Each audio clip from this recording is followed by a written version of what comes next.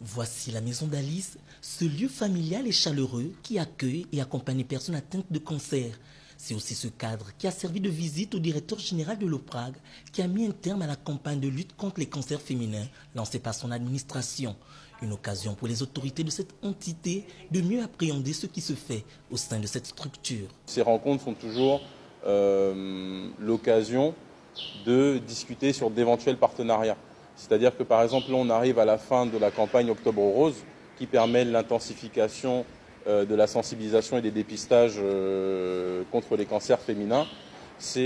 Nous, par exemple, c'est toujours l'occasion de parler par exemple de cette initiative, de ce programme, de cette campagne de sensibilisation pour amener les acteurs à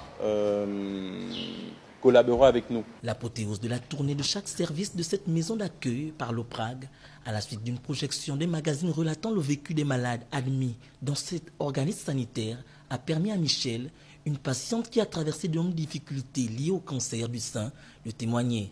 Vraiment, le sein, il était énorme. Il allait presque à 10,7 kg. J'ai trouvé le sourire ici à la maison d'Alice. Et c'est comme ça que j'ai reçu une prise en charge par la première dame.